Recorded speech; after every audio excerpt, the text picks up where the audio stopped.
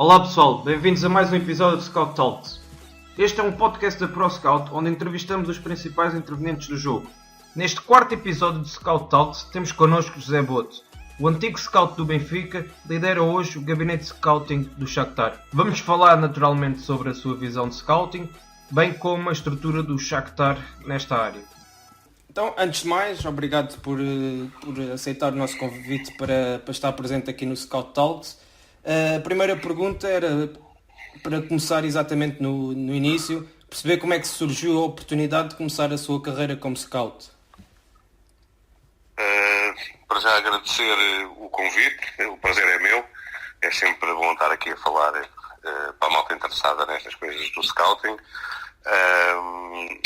Em relação à pergunta que me fizeste, pronto, eu era treinador, fui treinador em vários escalões, em várias divisões e na altura que treinava no Sacavenense, os iniciados, conheci o Sr. Aurélio Pereira e ele sempre me chateou, dizer, não, tu tens jeito, vai para o scouting, tentou-me sempre desviar para essa área e eu colaborava com ele.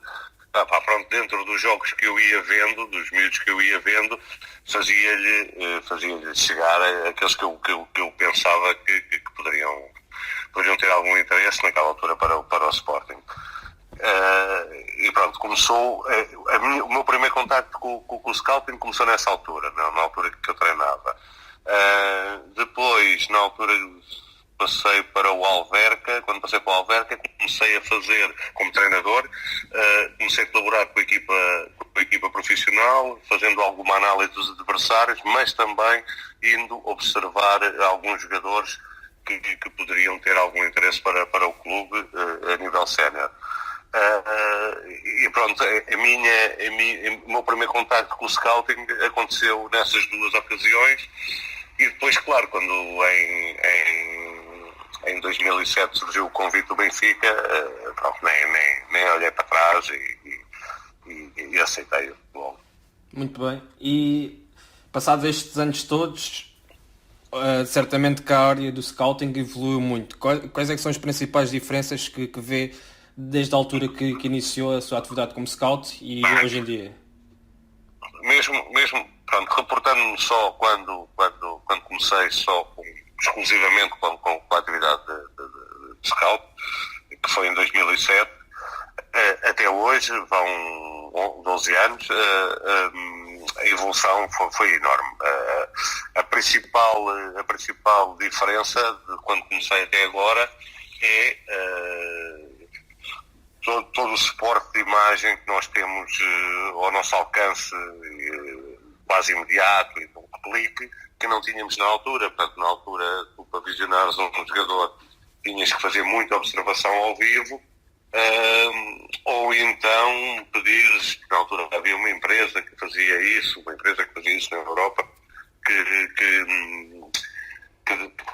nós requisitávamos os DVDs e eles enviavam DVDs com os jogos que nós requisitávamos, mas demorava, a empresa era francesa, demorava 2-3 dias, muitas vezes a chegar, para além de muitas vezes não terem disponíveis ainda os jogos que nós requisitávamos. Portanto, eles tinham mais ou menos uma base de dados parecida com o que tem hoje o iScout ou o Instat, só que com DVD. Portanto, e o aparecimento do iScout foi para mim o grande impulsionador do scouting e a grande diferença que eu notei nestes anos que levo de scouting. Muito bem. E pegando aqui na questão da observação em vídeo, através do Instat e do iScout, como é que o José, no seu dia-a-dia, faz a sua observação? Faz a observação in loco, naturalmente, mas depois acaba sempre por complementar essa análise com momentos em vídeo? Recorre muito a essas plataformas? Também recorro, como é óbvio, porque tu hoje consegues, num dia de trabalho, observares quase uma época inteira de um jogador, não é? Se colocares só as ações que queres ver, tu consegues ver o que é que ele fez esta época, a época passada, em determinadas ações de jogo que tu queres ou que tens algumas dúvidas. E claro, como é óbvio, recorro muito a isso, para além da observação ao vivo, não é? E pronto, e recorro também muitas vezes como triagem, como tu deves calcular, nós recebemos imensas solicitações, tanto por parte da gente, como seja lá do que for, a falarem-nos de jogadores, e uma primeira triagem, tanto eu como os meus scouts que trabalham para mim, fazemos-la por aí, não? Por as plataformas de vídeo que existem, não é? Muito bem. Falando um bocado sobre o mercado de scouts, como é que funciona este mercado? Isto é, sendo a informação confidencial, havendo um scout que trabalha para um clube e a informação é tratada de forma confidencial, de que forma é que os scouts se vendem, entre aspas, a outros clubes? Como é que há transferências entre scouts para outros clubes? Funciona tudo à base de networking e um género de um lobby dentro desta área? Não. Como é óbvio, em todas as áreas, por mais que a gente diga que não, existe sempre um lobby, não é? Portanto, há pessoas que estão nesta área já há bastante tempo, nós acabamos por nos conhecer uns aos outros, as pessoas também vão evoluindo nas suas carreiras e muitas vezes chegam a chief scouts, a diretores desportivos, e pronto, e normalmente recorrem à sua networking e às pessoas que conhecem neste meio para recrutarem, não é?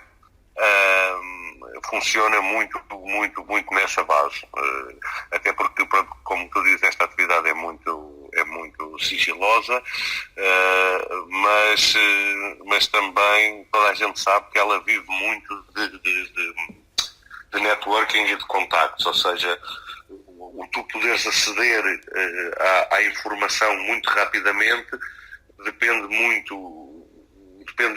mais da tua networking, da tua rede de contactos, da forma como tu chegas a qualquer parte do mundo rapidamente com informação de confiança, mais do que às vezes da tua capacidade de observação.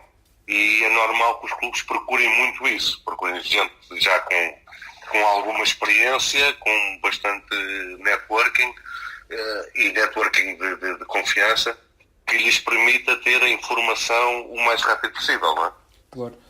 E isso leva-nos aqui também a uma questão que temos aqui, que como é que se verifica que, por exemplo, um scout que está a iniciar a sua atividade ou uma pessoa mais jovem nesta área, como é que se pode medir que ele pode ter um futuro promissor e que pode vir a ter sucesso na área, sendo toda a informação confidencial? Claro que eu percebo a tua questão. Por outro lado, nós também conseguimos. Eu trabalho hoje em dia, tenho na minha equipa 8 scouts e desses 8 scouts, 3 são bastante jovens. Foram recrutados por mim com base em informação que eu tinha das capacidades deles e com base também em entrevistas de trabalho. Mas aquilo que eu, por exemplo, procuro mais num scout quando preciso de recrutar um scout e que para determinadas funções não me importa que ele não tenha muito o networking, porque aquilo que eu procuro muitas vezes é a capacidade de trabalho, percebes? Claro.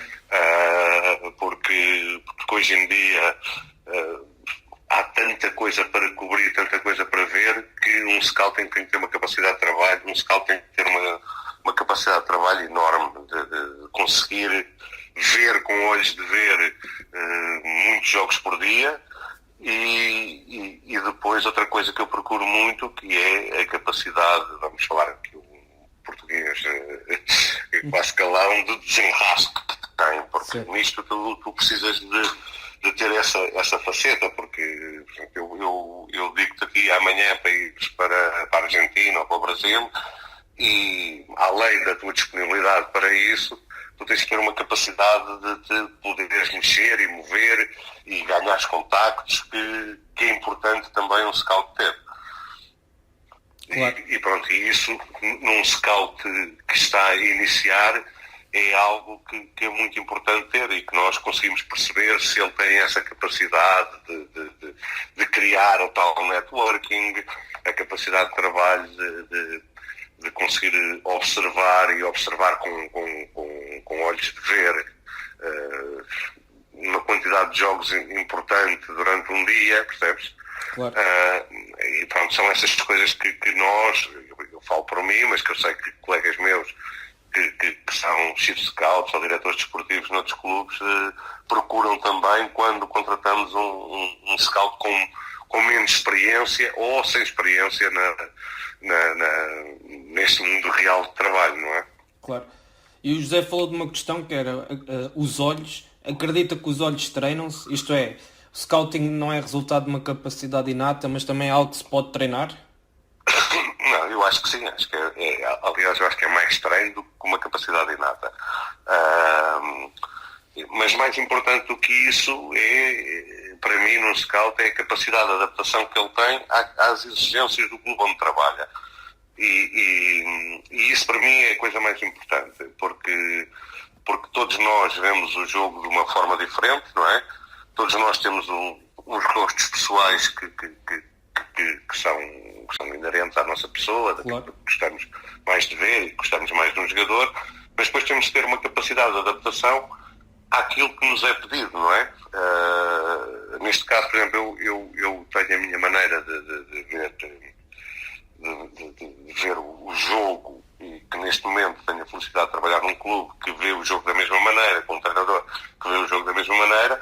Eu tenho que exigir aos meus scouts que, quando procuram um jogador, têm que procurar com características para este tipo de jogo que nós queremos no clube. Claro.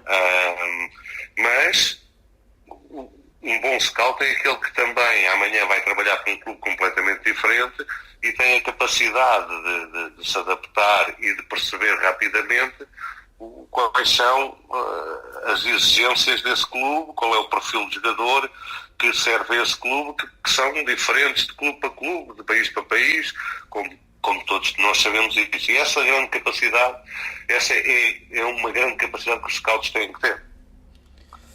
Isso, não sei, eu juro que o José não teve acesso às nossas perguntas antes, porque era precisamente uma questão que íamos fazer, que era perceber como é que a dificuldade de um scout de encontrar, olhar para um talento e enquadrá-lo no contexto do clube que trabalha. E o José acabou por responder a isto de forma excelente. Uma questão que também o José já levantou, que foi que no início da sua carreira também colaborava na questão das análises táticas de adversários. Hoje em dia isso já não acontece tanto, há uma grande segmentação. Temos analistas táticos que analisam a sua própria equipe e os adversários, e temos o scout que faz scouting propriamente dito de jogadores. Acha que estas duas áreas ainda se podem ser trabalhadas por uma só pessoa hoje em dia? Não, se falamos de clubes super profissionais e de alto nível, eu acho que é quase impossível. É quase impossível, até porque são trabalhos completamente distintos e que exigem das pessoas capacidades diferentes e formas de olhar o jogo diferentes. E como eu te disse há pouco, e nós falámos disso há pouco, e tu levantaste essa questão, como isto tem muito a ver também com o treino, tu treinas-te a olhar para o jogo de uma certa forma, e como são formas diferentes de olhar para o jogo, acabas por ter, se tens que fazer as duas coisas, acabas por não fazer nenhuma delas bem. Claro. Ok, percebi. Uma questão agora também tem a ver com a parte do contexto, como é que conseguimos estar a fazer scouting e tirar o jogador do contexto onde está para o clube onde estamos a trabalhar.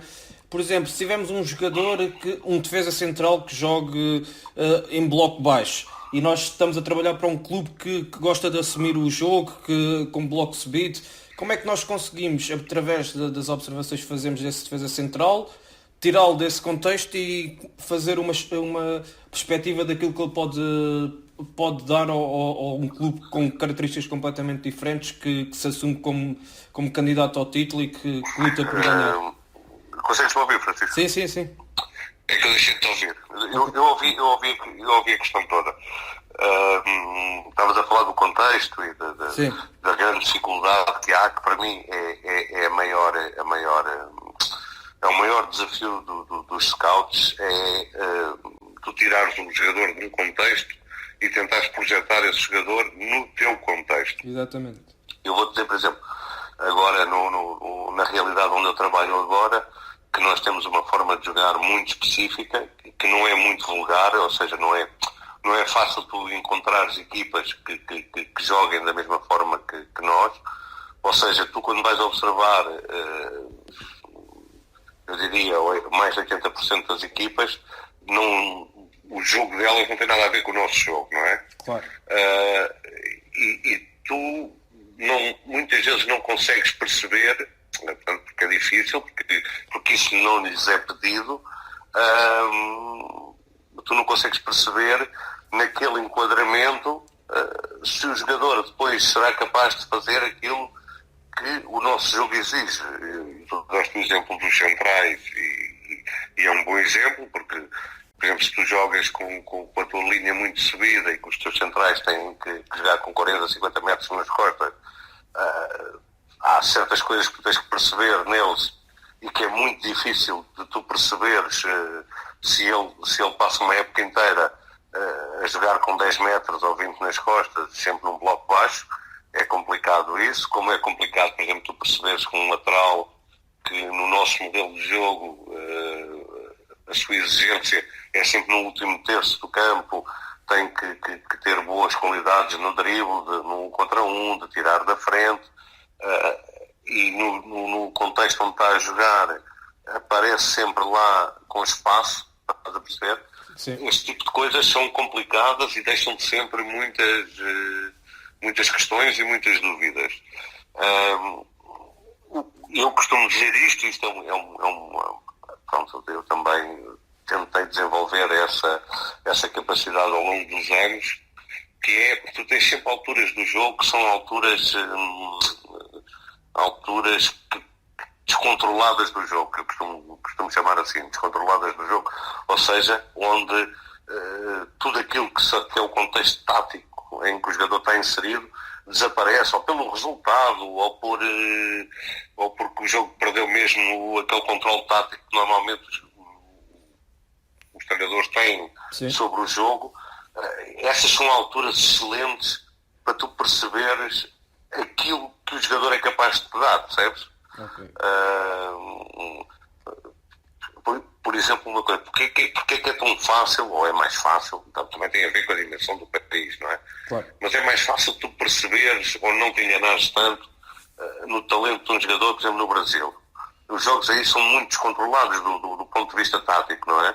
Claro. E tu consegues perceber mais facilmente aquilo que são as características inatas do jogador, aquilo que ele é capaz de te dar, mais do que aquilo que ele está a fazer porque o treinador o obriga a fazer isso, percebes? Ok. É por isso que o Shakhtar também tem como mercado preferencial o Brasil, digamos assim? Não é só por isso, mas ajuda. Mas ajuda porque tu consegues perceber claramente no Brasil coisas que são fundamentais para o nosso jogo, percebes? Claro. Depois, tudo o que lhes possa faltar a nível de um bocadinho mais de rigor tático, de compreensão, principalmente da fase defensiva do jogo, é mais fácil tu lhes dares, percebes?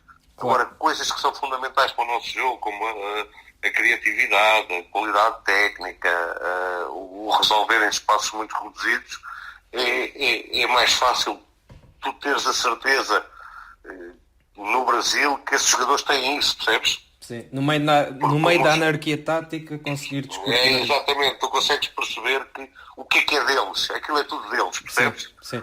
Há ali muito pouco dado pelos treinadores, embora depois, como é óbvio, a soma final de um jogador é muito aquilo que lhe foi dado, é muito inato, mas depois também é muito do que lhe foi dado pelos seus treinadores ao longo do seu percurso, não é? Claro. Mas ali tu consegues perceber que aquilo é tudo inato e que depois é só uma capacidade, é só tu teres a capacidade de os trabalhares em questões que realmente muitas vezes eles nem nunca ouviram falar, mas que são mais fáceis de trabalhar ou são mais fáceis de dar do que dares aquilo que realmente é inato, que são normalmente as qualidades técnicas e de criatividade. Claro. Ou seja, é o futebol em estado bruto e depois trabalhar o atleta. Praticamente, exatamente. E para isso, eu digo sempre que prefiro ter um jogador que tem essas características, como a qualidade técnica, a capacidade de decisão inata, a criatividade, que são coisas que estão muito ligadas, não é? Claro. E ele tem isso dele. E depois taticamente é um gajo anárquico, é um gajo que não percebe muitas vezes quando é que tem que fechar, quando é que tem que abrir, quando é que tem que vir defender, porque isso é muito mais fácil tu dares isso, não é? Do que veres um jogador, ele é muito certinho, tem isto tudo, mas depois não tem o resto, e o resto é muito difícil de dar, é quase impossível de dar. Claro. Já falámos sobre a questão do contexto. Passemos agora então para a parte das características psicológicas. Num jovem de 17, 18 anos, por exemplo, estamos a observar o Campeonato Brasileiro, e depois, como é que sabemos que um jogador de 17, 18 anos, do ponto de vista mental, vai estar pronto para dar o salto para, por exemplo, para jogar no futebol ucraniano? E como é que podemos minimizar este risco? Isso é sempre um risco que tu tens, porque tu nunca sabes como é que um jogador, mesmo que tenha mais alguma experiência, portanto, isto aí, às vezes, a idade, como é óbvio, tem influência nessas coisas, mas muitas vezes não é só a idade, tem a ver com novas realidades, tu nunca sabes como é que os jogadores se adaptam às novas realidades. É sempre um risco que tu tens. Aquilo que tu podes mais ou tentar perceber melhor é aquilo que é a desinibição natural do jogador. Ou seja, eu vou dar aqui um exemplo, eu não queria falar muito do Benfica, mas pronto, acho que é um exemplo bom. Sim. De tu perceber, para as pessoas perceberem aquilo que eu quero dizer. Tu, por exemplo, olhavas para o Renato Sanches a jogar nos Júniors ou na equipa B e conseguias perceber que para ele era indiferente estar a jogar no estádio da Tapadinha ou ir jogar no estádio da Luz com 60 mil pessoas. Aquilo dava-lhe igual, percebes? Sim. Em termos de acusar o ambiente. Sim. Tu isso consegues perceber, muitas vezes consegues perceber isso num jogador. Consegues perceber, este é aquele tipo de jogador que o ambiente não lhe vai afetar. Não vai afetar. Mas isto é uma ínfima parte naquilo que depois é o todo que influencia o rendimento do jogador, não é? Tu nunca sabes quando trazes um jogador, seja lá de onde for, para o país do teu clube, neste caso é a Ucrânia, mas podia ser Portugal, podia ser outro sítio qualquer. Sim. Como é que o jogador se vai adaptar às questões culturais, ao clima, à comida, a tudo isto. Isso é uma parte muito difícil de tu controlar. Porque é mesmo difícil, porque tu não sabes, tu pensas, tu até podes, se tivesses acesso ao jogador e tentares perceber através de uma entrevista quase psicológica as suas características, e mesmo que aquilo desse tudo, este jogador é o ideal para se adaptar a determinados contextos, tu nunca sabes se é aquilo que vai acontecer, percebes? Claro. Por outro lado, o teu acesso àquilo que é o teu acesso direto ao jogador é muito complicado nos dias de hoje. Porque eu costumo dizer que o facto de tu chegares à fala com um jogador para tentares perceber esse tipo de coisas, muitas vezes é a diferença entre pagares 3 milhões ou 5 ou 6, porque nos dias de hoje tu mostrares algum interesse, é logo sinónimo de inflação do jogador, percebes? E uma questão sobre esta parte da análise psicológica, é comum os scouts fazerem uma análise do perfil das redes sociais do jogador e perceber se o jogador, do ponto de vista psicológico... Sim. Hoje em dia tu segues, como é óbvio, quando queres contratar um jogador ou quando estás a seguir um jogador que tu tens a noção que pode ser um jogador que te interessa, tu começas a seguir as redes sociais. E isso pode dar-te uma imagem, daquilo que é da sua vida privada ou o seu perfil, mas mesmo assim é enganador, percebes? Claro, mesmo eles assim é só enganador. colocam o que querem também. O querem, e muitas vezes há uns que colocam coisas e que tu pensas, este gajo não me parece assim, não me parece muito certo pelas coisas que vai pondo aqui nas redes sociais. E depois no campo e naquilo que interessa, que é a tarefa, não é? Claro. Para aquilo que ele é contratado é excelente. Exatamente. Falando um pouco sobre agora o Campeonato Português, como é que o José vê a falta de profissionalização na área do scouting em Portugal e como é que acredita que será o futuro? Ou seja, como é que as equipas portuguesas vão conseguir ter uma rede de scouting a trabalhar exclusivamente para o clube e de forma profissional? Bem, os clubes portugueses têm que perceber uma coisa que eu acho que ainda não perceberam, e tirando os grandes e talvez o Braga, que, ou seja, tu teres uma rede de scouting ou teres um departamento de scouting não é gastar dinheiro, é poupar dinheiro. É poupar dinheiro porque tu estás muito mais atento ao mercado, tu conheces muito melhor os jogadores, ou seja, tu reduzes, se mesmo assim existe um risco, imagina sem scouting o risco que existe quando tu contratas um jogador porque olhaste um bocadinho no YouTube, ou porque um amigo teu te disse, ou porque o empresário X te disse. Portanto, o risco aí é sempre maior. Mas eu acho que os clubes portugueses só vão perceber isso quando começarem realmente a ganhar dinheiro, como ganha o Benfica, o Porto ou o Sporting, com a venda de jogadores. Claro. E o que é um facto é que nós vendemos muitos jogadores, mas são os grandes que vendem jogadores. Os clubes pequenos tu não vês a venderem jogadores. E isso para mim tem a ver com duas coisas. Tem a ver, e se calhar podias-me perguntar isso mais à frente, mas tem a ver com a forma como se joga em Portugal, que não é uma forma muito atrativa. Eu tenho muitas vezes colegas meus de clubes estrangeiros que vêm a Portugal e todos se queixam do mesmo e dizem, nós não conseguimos ver como é que é este jogador com bola. Claro. Porque nós temos pouca bola, jogamos muito no erro, jogamos um futebol um bocado defensivo e tu acabas por não conseguires mostrar o jogador na sua totalidade. E se tu não consegues mostrar o jogador na sua totalidade, muito dificilmente os clubes optam por vir aqui comprar, percebes? Claro. E um bom exemplo disto, porque pronto, eu aqui tiro sempre os grandes, porque os grandes, como é óbvio, são dos maiores vendedores de todo o mundo, e também praticam, como é óbvio, um futebol diferente, onde é possível tu veres a total dimensão dos jogadores. Claro. Mas se tu olhares para aquilo que são os clubes mais pequenos, o clube que tem vendido mais nos últimos anos acaba por ser o Rio Ave. E o Rio Ave porquê? Porque se calhar é aquele que nos últimos anos tem praticado um futebol mais atrativo. Exato. E um futebol que tem muito a ver com bola, ou seja, tu quando vens cá, quando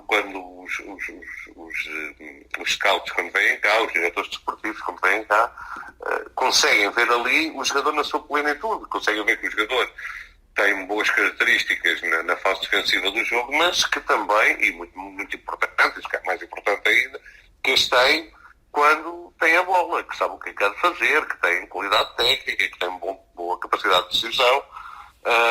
E como é óbvio, a forma como tu jogas também faz promover o teu jogador. Claro. E quando os clubes portugueses perceberem que isto tudo é fundamental e que nós temos um potencial enorme, que passa muito por isto, porque temos boa matéria-prima e podermos a vender, eu acho que eles aí vão olhar para o scouting também de outra forma. Claro. Isso é verdade, sem dúvida. Mas do outro lado também temos, como o José falou, empresários, amigos chegados que fazem chegar inúmeros DVDs e sugestões de jogadores de qualidade duvidosa. Como é que os clubes podem contornar esta situação e valorizar mais o scouting em vez destes empresários e amigos? Em qualquer clube do mundo, os agentes têm esse papel. Portanto, claro. Eu recebo N ofertas de jogadores por tempo Morada, não é?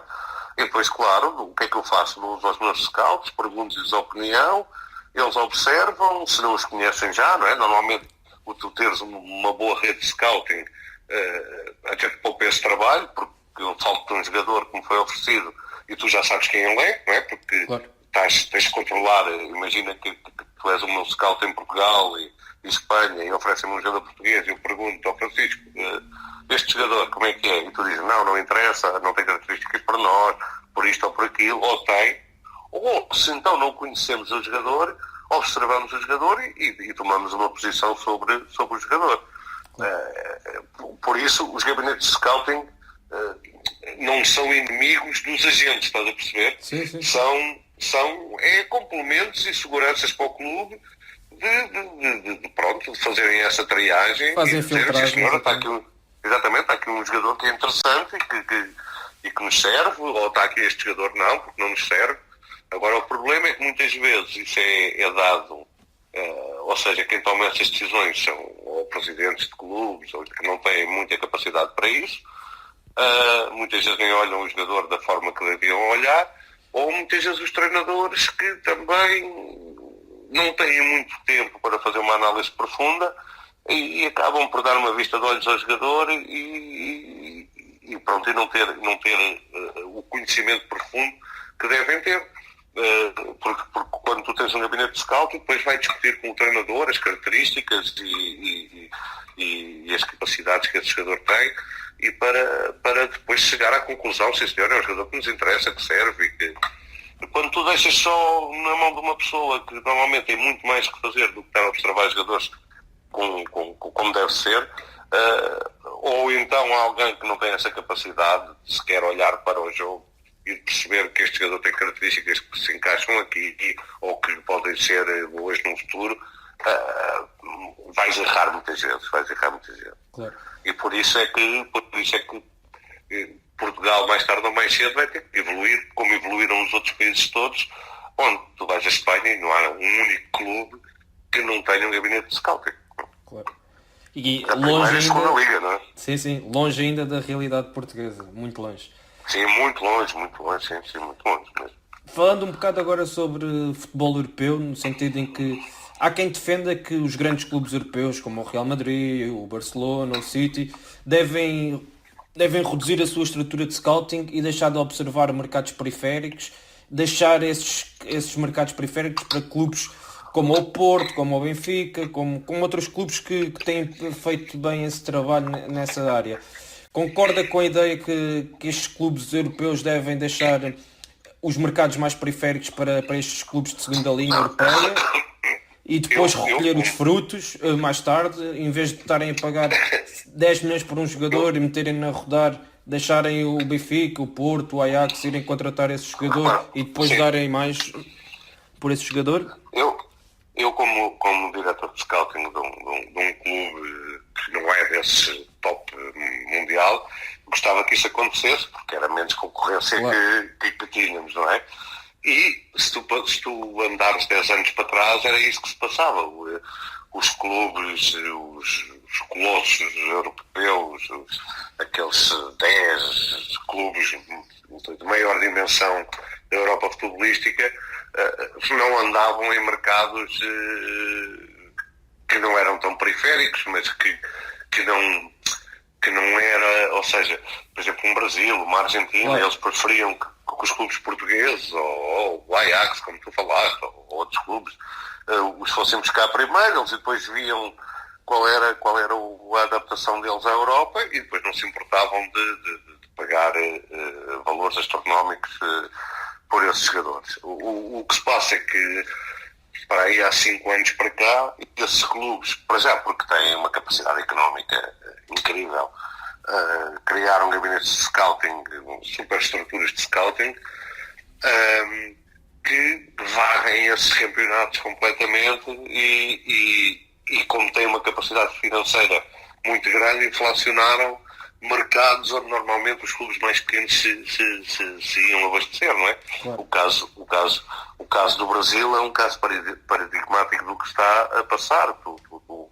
Tu quando vês que miúdos como o Vinícius Júnior ou o Rodrigo dos Santos foram comprados pelo Real Madrid por verbas acima dos 40 milhões de euros, e estamos a falar de dois miúdos que são um é de 2000 e outro é de 2001. Tu vês o que é que isso inflacionou o mercado, não é? Claro. O problema é que, até nesta área do scouting, os clubes têm, esses grandes clubes europeus, têm quase como uma competição entre eles, percebes? Claro. Onde eles querem chegar primeiro a esse tipo de talento, muitas vezes não precisando dele e até não lhes proporcionando o crescimento que eles deviam ter, percebes? Sim. Isto ao fim e ao cabo é chegar primeiro e mais rápido. Chegar primeiro mais rápido e com mais dinheiro. Claro. Também é importante, não é?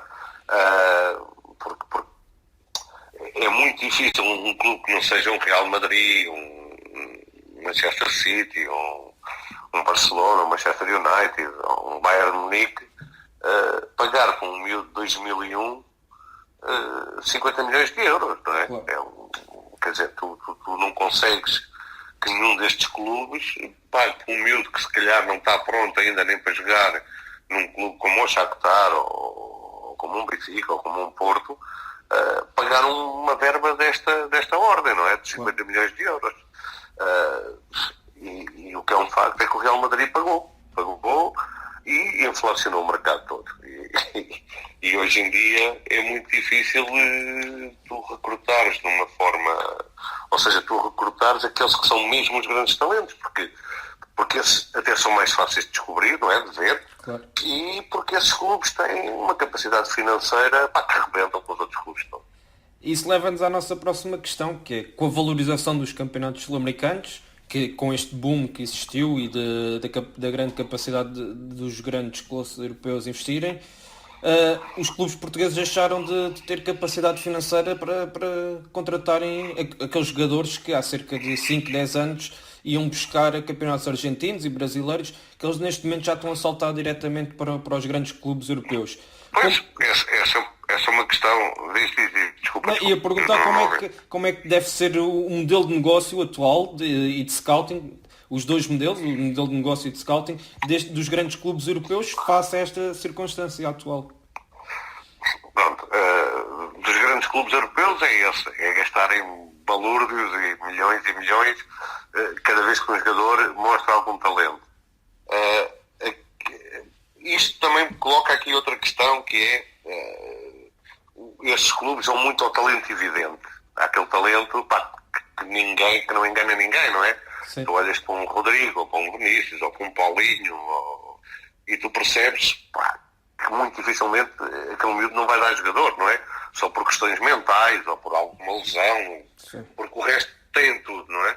E esses jogadores são um talento evidente. O que se calhar os clubes mais pequenos europeus têm que começar à procura é de um talento menos evidente, porque enquanto eles andam ali a guerrear por aqueles que são aqueles talentos que não deixam dúvidas a ninguém, nós se calhar vamos ter que deixar de olhar para esses e olhar para uma segunda linha de um talento menos evidente, mas que se calhar com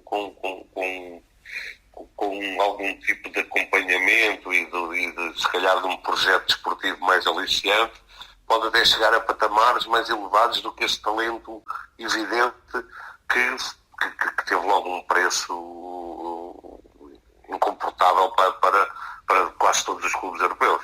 Sem dúvida.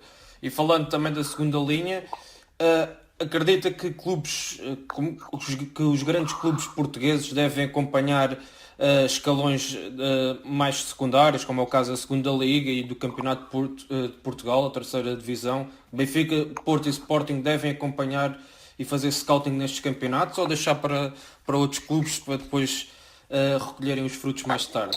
Pronto, eu acho que há aqui algumas questões que as pessoas não levam em linha de consideração quando fazem algumas afirmações que não são totalmente descabidas, que é do tipo, foi-se comprar ali fora e temos aqui dentro na segunda Liga ou no CNS jogadores também com esse potencial. Só que nós também temos que perceber que muitas vezes quando tu contratas para clubes grandes no panorama nacional, e isto é igual em todos os países, ou seja, não é um exclusivo de Portugal, é em todos os países. Claro. Tu quando contratas um jogador para um Porto ou para um Benfica, o mediatismo dessa contratação é logo enorme, não é? E muitas vezes o que é que se passa? Esses jogadores que do ponto de vista até técnico ou tático estão preparados, se calhar, para o salto. para jogarem num clube desse, mentalmente e a nível daquilo que é o aguentar a pressão, não estão preparados para isso. Não estão preparados para isso porque todo o seu percurso futebolístico nunca foi de uma exposição mediática grande, de uma pressão muito grande, e então, se calhar, é preferível dar um passo intermédio, não é? Claro. Até porque tu repara uma coisa, tu vê quando um clube destes grandes faz uma contratação, essa contratação é vista ao raio-x, de para trás para a frente e de frente para trás, por toda a gente. Toda a gente opina sobre a valia do jogador, porque viu 2 vídeos no YouTube, ou porque leu não sei o quê. Os jornais fazem todos, eles dissecam completamente o jogador. Este tipo de pressão muitas vezes não é fácil de aguentar, estás a perceber? Sim. Tu foste contratado para ir jogar com um clube destes grandes, e tu de repente que estás na tua vida pacata, onde ninguém te chateia, a não ser os gajos do café ao lado e não sei o quê, vês a tua vida e as tuas capacidades expostas nos jornais diariamente e agora com o advento das redes sociais também, não é?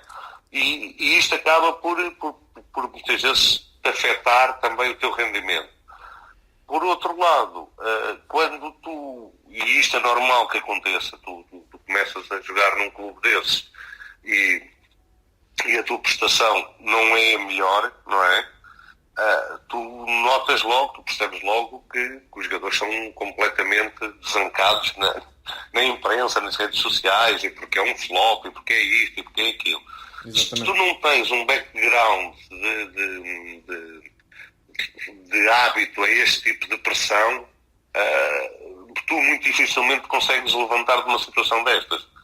Por isso é que se calhar é mais fácil tu ires buscar um jogador já habituado a isto e pronto, ele no princípio não ter um rendimento que era o expectável, e ser completamente trucidado na imprensa e nas redes sociais, mas isso a ele não lhe afeta tanto, e é mais provável que um jogador desse, habituado a isto, se consiga levantar e voltar a ter um rendimento que era aquele expectável, do que um jogador que vem, por exemplo, de uma liga inferior, de uma segunda liga, de um CNS, onde as pessoas começam a duvidar da sua valia, e ele não tem essa capacidade de saber lidar com isto, percebes? Entra logo em desvantagem. Exatamente, porque tu repara, tu se fores buscar, imagina um exercício em que tu tens 2 jogadores que são similares do ponto de vista técnico-tático e físico, né? Mas um vem, por exemplo, do Real Madrid Castilha, não é? Sim. E o outro vem de um clube do CNS. Os dois chegam e o benefício da dúvida que é dado a um é diferente do que é dado a outro, não é? Claro. O gajo que vem do Real Madrid Castilha falha 1 ou 2 ou 3 jogos e as pessoas ainda duvidam. O gajo do CNS falha 2 ou 3 jogos e as pessoas pensam todos, claro, isto não é o CNS, e não é. Mas muitas vezes não tem a ver com as qualidades técnico-táticas, tem muito a ver com a falta de hábito a este tipo de pressão. Claro. Isto é a mesma coisa que o miúdo que é formado num clube grande e que está habituado a cada escala que vai subindo nos seus escalões àquela escala, há sempre uma pressão grande, não é? Um miúdo desses, quando chega à cena, está muito mais habituado a esse tipo de pressão do que outro que não teve nesse tipo de clubes. E muitas vezes isso faz a diferença na hora em que tu tens que ter essa capacidade mental de adaptar a uma realidade que é exposta todos os dias na imprensa e nas redes sociais. Claro. Por isso eu achar que muitas vezes não é fácil, e eu não sou apologista disso, de que por exemplo, um clube grande vá buscar diretamente um CNS, porque tem quase tudo para dar mal. Eu preferia, se eu mandasse num clube grande e achasse que havia um jogador com muita capacidade no CNS, fazê-lo passar por um passo intermédio. Claro. Muito bem.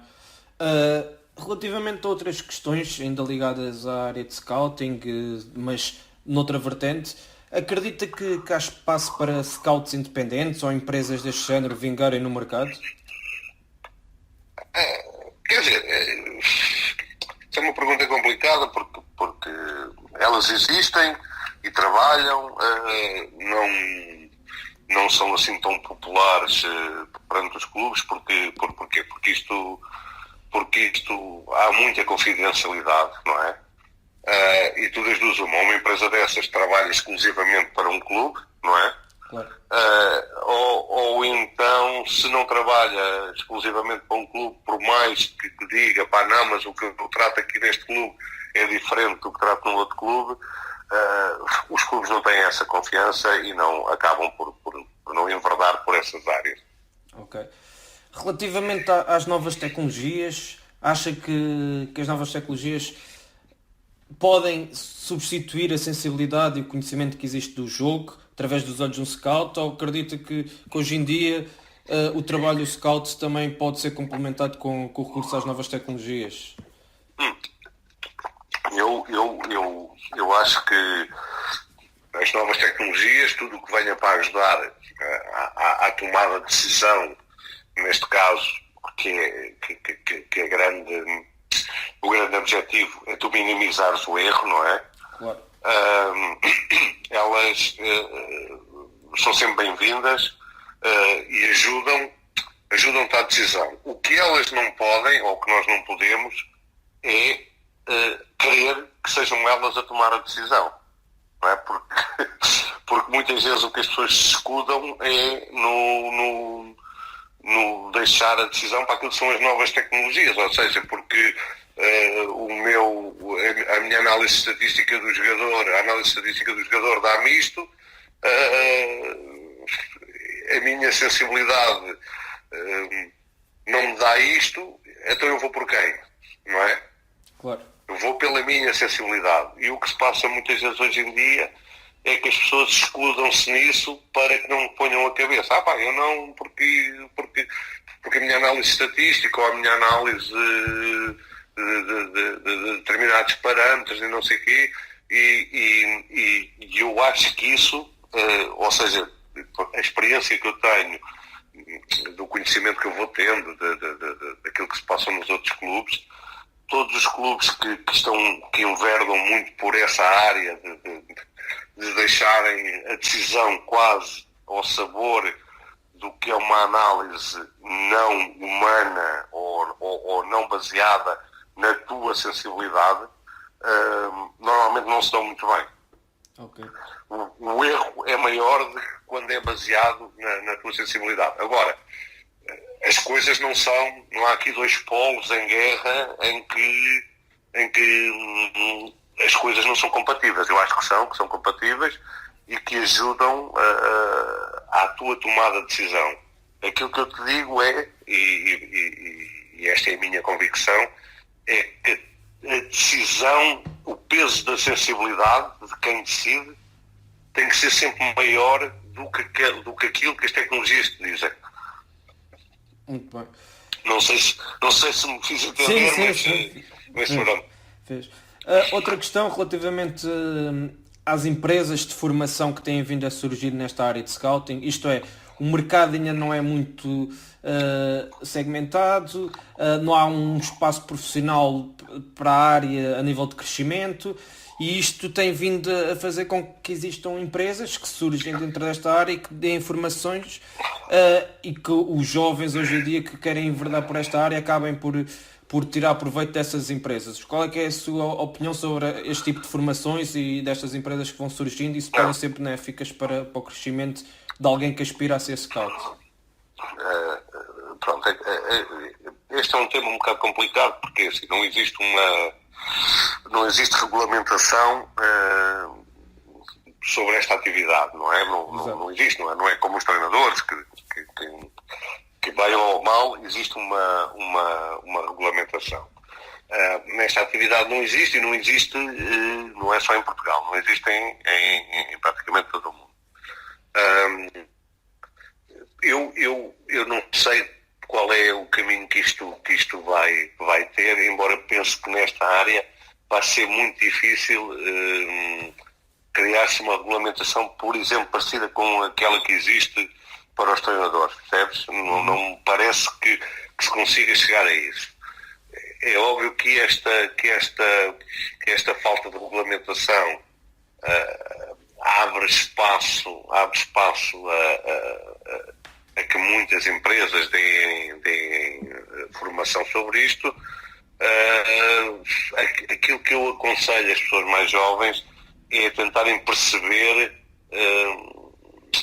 o que é que podem lucrar, quando digo lucrar, a nível pessoal, claro, de crescimento, do saber, com essas formações, tendo em atenção uma coisa muito importante, que é os conteúdos que vão ser dados e quem é que os vai dar, não é?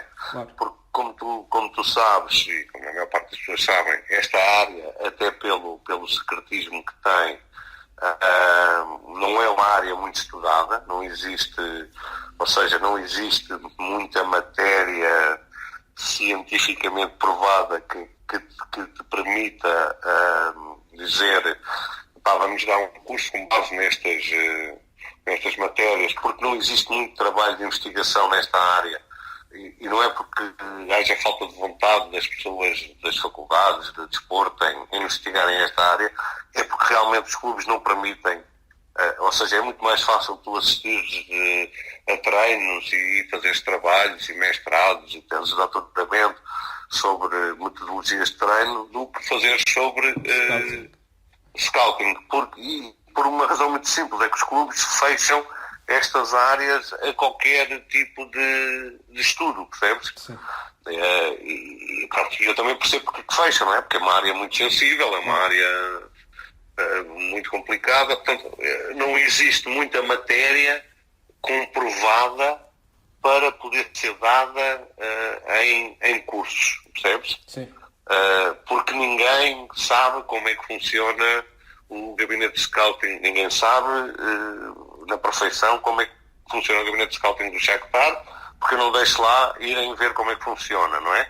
Ou ninguém sabe como é que funciona o gabinete de scouting do Bayern Munique, porque eles não deixam lá ir ver, não é? Claro. Podemos ter uma ideia, aquilo que eu acho que se pode realmente, que as pessoas podem acrescentar, ou que estas empresas podem acrescentar, é se realmente conseguem levar pessoas que estão na área a falarem sobre estes temas, percebes? Sem dúvida. E aí é óbvio, porque se tu convidas alguém que tem uma experiência de scouting de 10 anos, ou 12, ou 3, ou 4, para ir falar sobre o tema, tu vais sair lá mais enriquecido, ou pelo menos com maiores conhecimentos do que é na realidade esta área, do que se convidares uma pessoa que nunca fez esse trabalho, não é? Claro. O José estava a dizer que ninguém sabe como é que é o gabinete de scouting do Shakhtar, mas... Sei eu sei, não é? Pronto, exatamente. Pronto, e esperamos que o José possa contar algumas coisas, desvendar algumas coisas agora, que era precisamente aí que íamos tocar agora as próximas questões, era perceber qual é que é o seu papel enquanto Scout Director do Shakhtar, que funções é que desempenha, e como é que está organizado o gabinete de scouting do Shakhtar. Quantos é que são e de que forma é que estão divididos?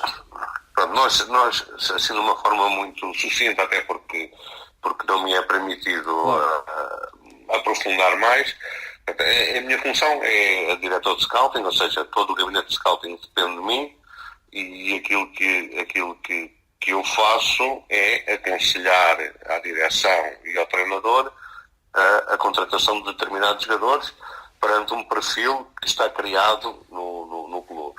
Claro. Faço também muito, e pronto, eu não me importo dizer isto, porque o Paulo também disse isso agora numa entrevista há pouco tempo, faço muita ponte entre a equipa técnica e a direção, tentando fazer compreender à direção aquilo que são as necessidades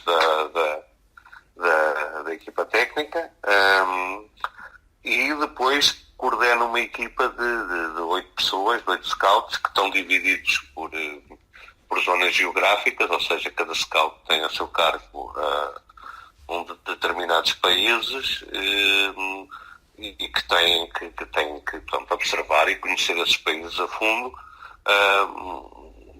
Basicamente é isto. Depois reportam a mim os jogadores que eles acham que têm capacidade para jogar no Shakhtar, e eu observo-os e aprovo ou não, e para aquilo que depois é a nossa Shadow Squad, ou seja, essas famosas Shadow Squads que todos os clubes têm, que têm realmente a primeira, a segunda, a terceira opção para cada posição do terreno, não é? Muito bem. E em que mercados é que o Shakhtar se foca mais, digamos assim? Para além do mercado brasileiro, que nos últimos anos tem havido um grande investimento por parte do Shakhtar neste tipo de jogadores brasileiros. Talvez por aquilo que o José falou, onde podemos ver o jogador em estado bruto e depois lapidar a imagem daquilo que o clube pretende. E como é óbvio, há aqui pronto, tu quando vais dirigir ou quando tens que tomar decisões num gabinete de scouting, as primeiras coisas que tu tens de perceber é qual é o perfil de jogador que queremos, não é? Isso está perfeitamente definido, e depois é onde é que vamos procurar esse perfil de jogador, não é?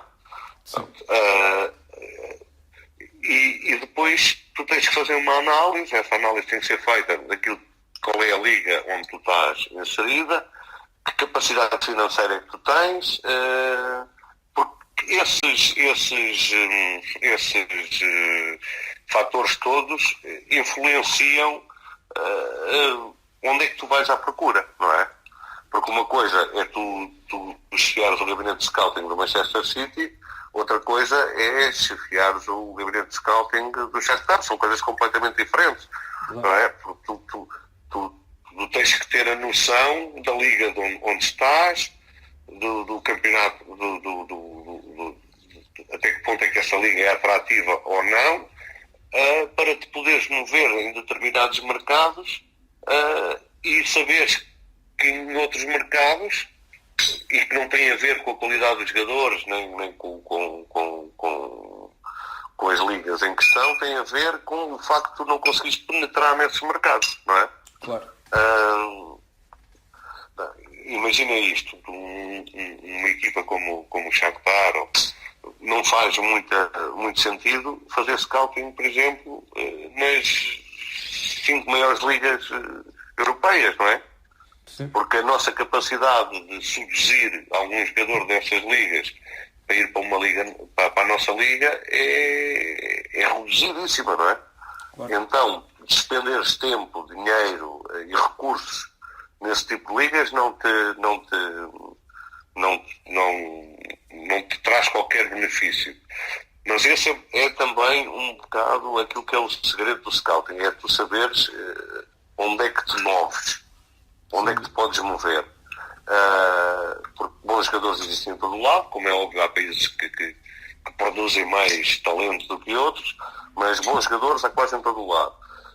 É uma questão de tu não perderes tempo e não, ou canalizares recursos para sítios onde tu sabes que é possível a tua penetração nesse mercado. Claro. esse é também um dos grandes segredos do scouting, é tu saberes onde é que podes andar. Porque é o que eu te digo, não faz muita lógica eu, por exemplo, estar a mandar um scout, ou 2 scouts, ou 3, para a Liga Inglesa, Italiana e Espanhola, quando eu sei que a probabilidade de conseguir um jogador nessas ligas é muito diminuta, não é? Porque a nossa liga não é atrativa a esse ponto. E esse é um dos grandes segredos, e é isso que nós também determinamos lá como diretor de scouting, onde é que são os sítios onde nós nos movemos. Muito bem. Falando agora aqui sobre algumas questões passadas e mais concretas, aqui um exemplo muito concreto. Relativamente a um jogador que passou por Portugal, no Benfica, o Markovic, foi um jogador que se destacou no Benfica, mas fora do Benfica não teve o sucesso que se calhar se imaginava. Na sua opinião, o que é que faltou a um jogador? Quem diz o Markovic se calhar também diz outros, mas estes casos em concreto, o que é que faltou para ele se conseguir afirmar noutro clube da forma como fez no Benfica? Bem, esta é uma questão que é algo complexa e que é normal acontecer. O problema é que, com o mediatismo que tem o futebol, as pessoas tendem todas a achar que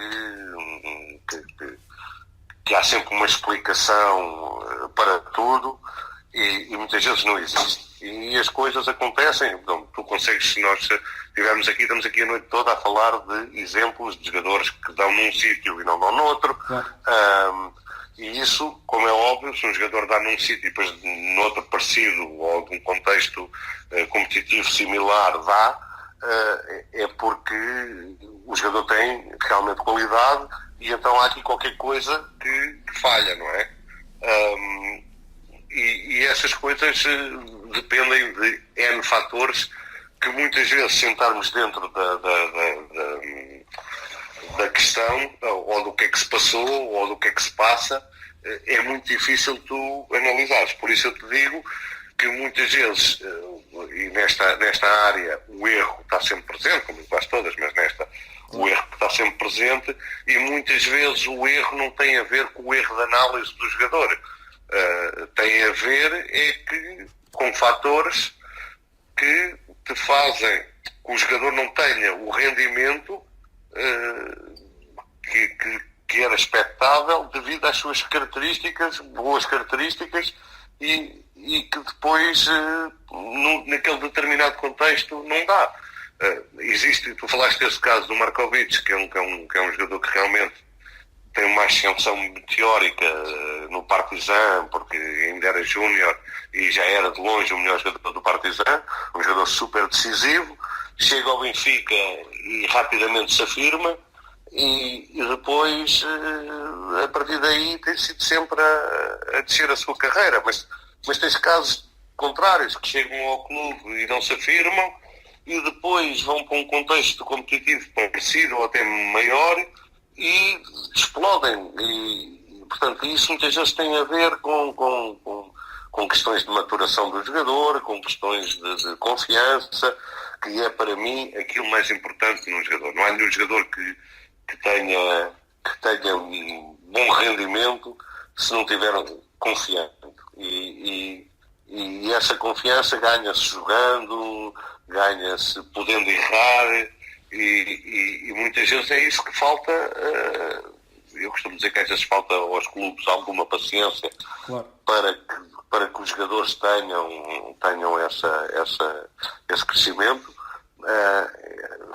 Em Portugal, eu acho que o caso do Markovic é um caso quase extremo, porque é o contrário, ele dá logo muito bem em Portugal e depois não dá no Liverpool, e se não dá no Liverpool nós até podemos achar que deu se calhar de ter dado um passo intermédio entre o Benfica e um Liverpool, mas depois um facto é que ele não dá outra vez em clubes de se calhar de menor exigência competitiva, ele acaba por não dar. Eu também não estou muito dentro de todos os dados para poder dizer. Agora, isto são casos normais, são casos que acontecem, e que vão sempre acontecer em todos os clubes, e que nós temos sempre a tendência de culpar alguém, ou a culpa foi do treinador, porque não apostou, ou dos scouts que não souberam ver o jogador. Não. A maior parte das vezes não tem nada a ver com isso. Tem a ver com questões de adaptação, de contextos, de confiança, Claro. e que não podemos andar sempre a tentar arranjar aqui culpados para esse tipo de coisas, nem ter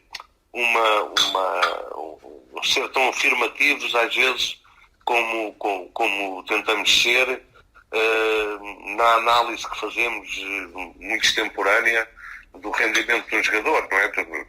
Tu abres a imprensa e vês um jogador que chega há 3, 4 meses e porque o rendimento dele não está a ser o melhor, toda a gente cataloga logo como um flop, como um barrete, e muitas vezes não é isso. As pessoas depois mais tarde vão se calar porque ele depois vai para outro contexto e consegue explanar toda a sua capacidade, e nós temos que saber viver com isto, porque isto é realmente muito difícil de controlar, porque estamos a falar de seres humanos e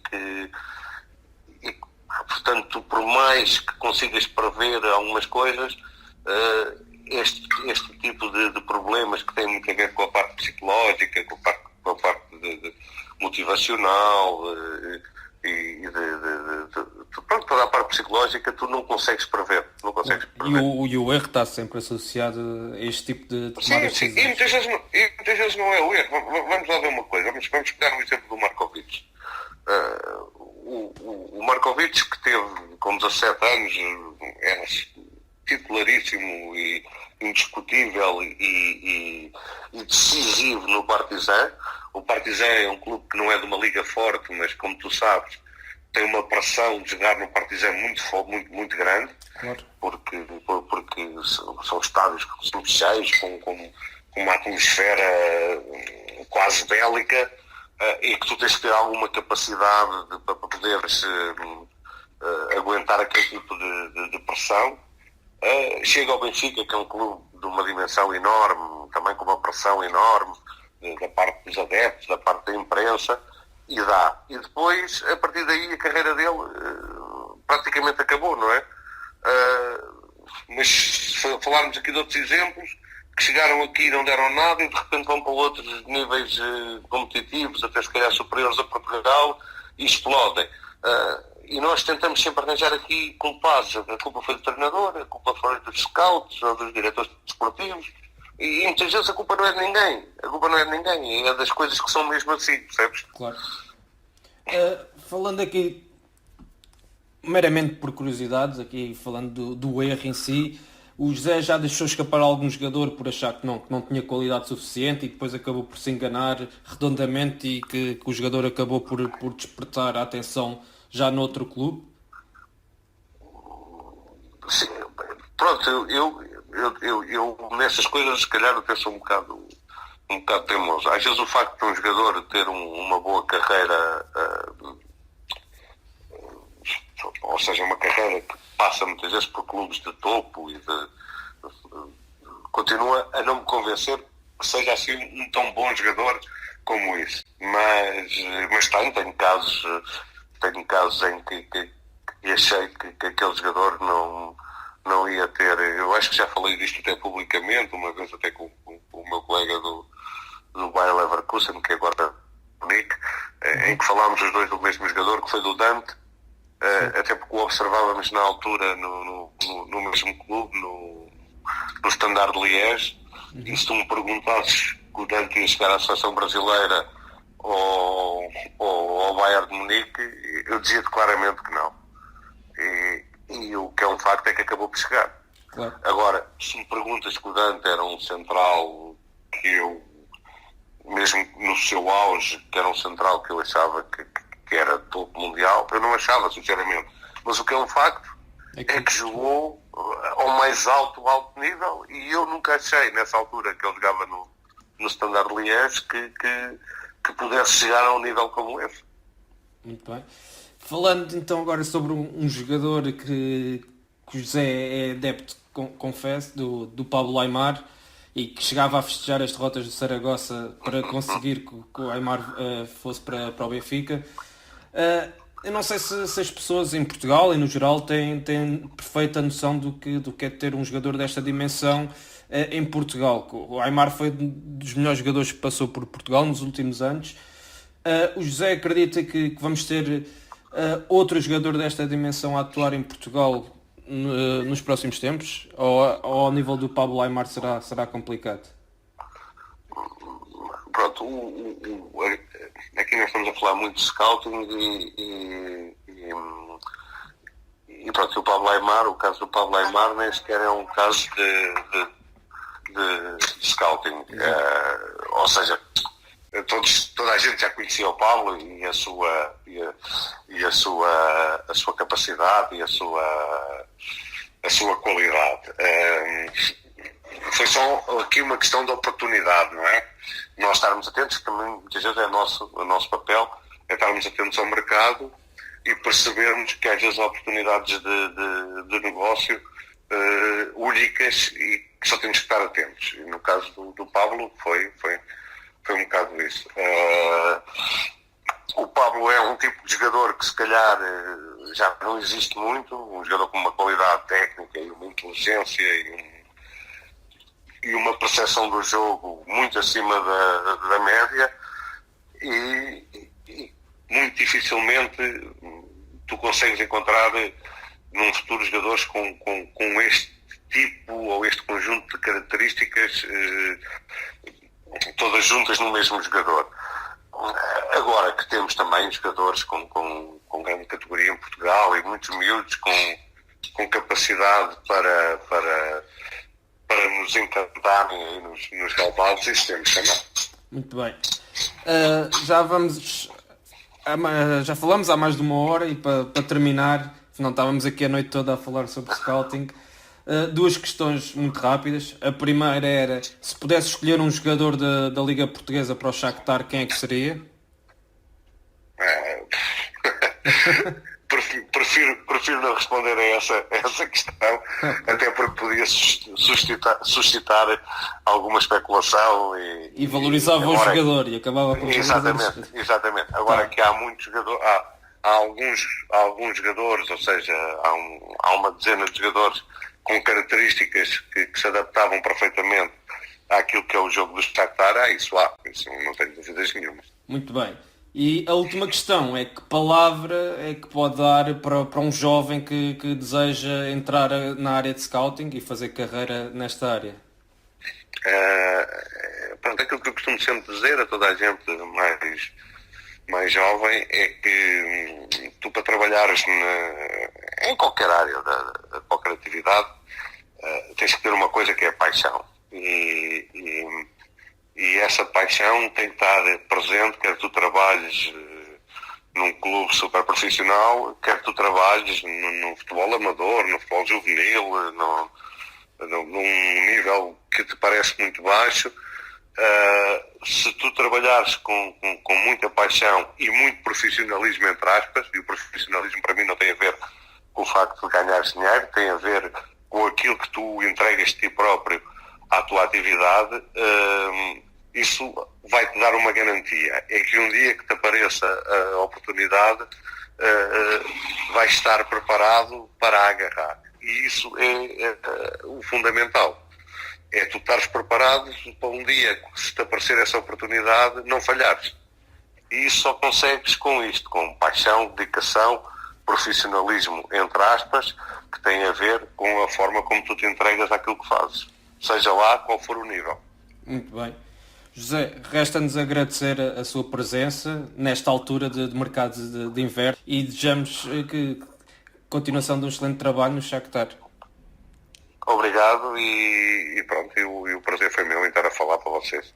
Obrigado por nos terem seguido em mais um episódio de Scout Talk. Sigam as nossas redes sociais no Facebook, Twitter, YouTube, Instagram e principalmente o nosso site em www.proscout.pt. Até à próxima!